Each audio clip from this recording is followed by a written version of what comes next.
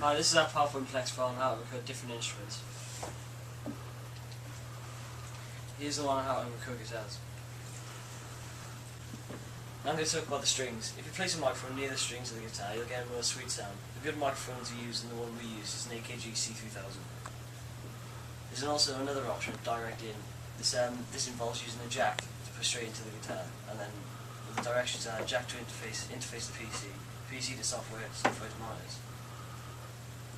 Also, you can use an amp. You place the microphone near to the amp, and you can select your certain effects that you want. And this option is better. This option is better for a more atmosphere and get a better live sound.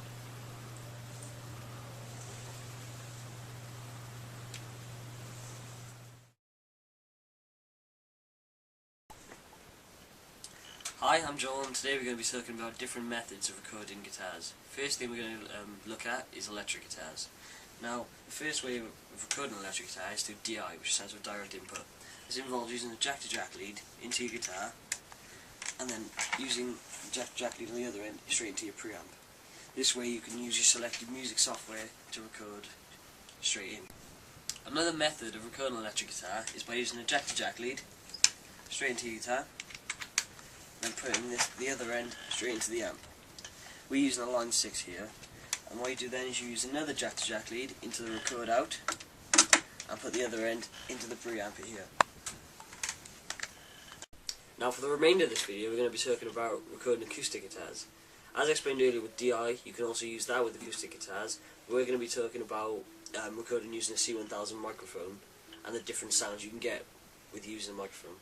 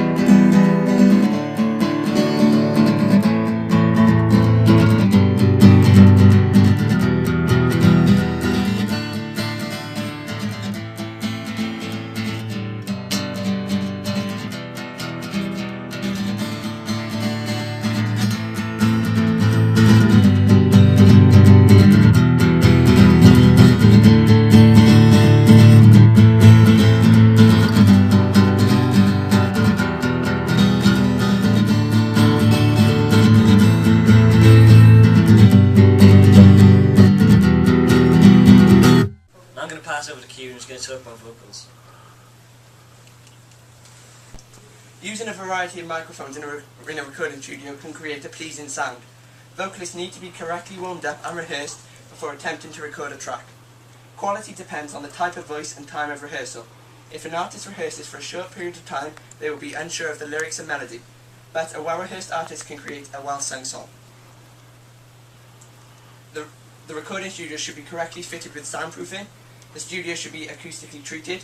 A recording studio would warrant a condenser with a large diaphragm. Place the microphone in line with the vocalist's mouth. As air movement is a problem causing unwanted popping on the microphone, placing a popper stopper or a spit guard in front of the microphone will help reduce the air movement hitting the diaphragm. The microphone should be placed roughly 3 to 6 inches away from the mouth. The use of a pop shield can also help to reduce the movement of a vocalist around the microphone. The movement of the vocal during recording produces an often unwanted effect. The use of the pop shield would allow the vocalist to press against the shield without getting too close to the actual microphone. To reduce the effect of the pop-in microphone can be placed in front of the nose of the performer pointing down towards the mouth. This position ensures no air movement hits the microphone as it is out of the way of any air movement. Hi, I'm Kieran, and in this video I'm going to be showing you how to record vocals. For the purpose of the video I'm going to be using an AKG C3000 microphone. First of all, you set up the microphone stand and connect the cradle to the end. Then, you place the microphone in and tighten the capsule. This keeps the microphone in place. Then, use an XLR to XLR cable and you plug one end into the microphone and the other end straight into your preamp. Now when recording, it is always better to stand up while singing, as while you sit down, your diaphragm will be too compressed and you will not be able to perform to the best of your ability. Also important is the positioning of the microphone stand. It should be placed just above the vocalist's mouth. You can also use a pop shield, also known as a filter. This cancels out any unwanted noise such as heavy breathing. You should always put this about 3 inches away from the microphone. The position of the vocalist is also important. This should be between 3 to 6 inches away from the pop shield.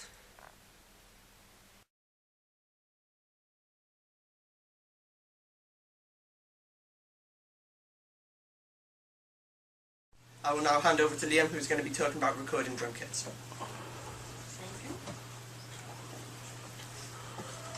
I'll be talking about how to mic up a drum kit. The snare drum mic picks up a high frequency, usually used to indicate clapping hands. It picks up the range between 4 to 6 Hz and cardioid or supercardioid. The hi-hat mic is used to pick up things like cymbals and primary surge. If necessary, a mic placed away from the puff of air that happens when the hi-hat closes.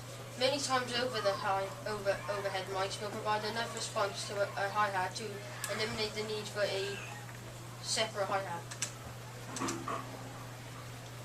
Overhead mics with the low frequencies roll off with help to reject some of the sound for the rest of the drum kit.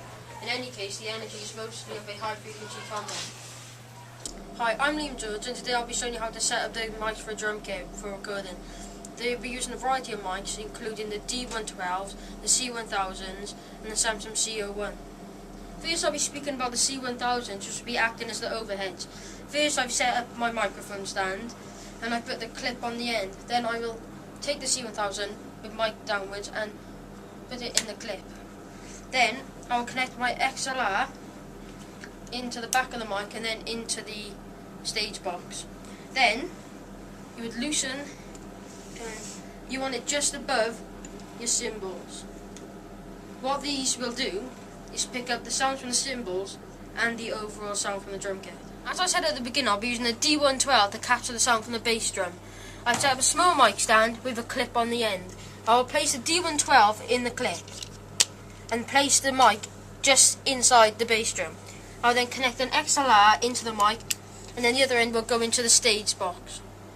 As I said earlier, I'll be using a Samsung C01 to record the sound from the snare. I will clip it onto the backside of the snare, as I don't want it to be in the way of the drummer.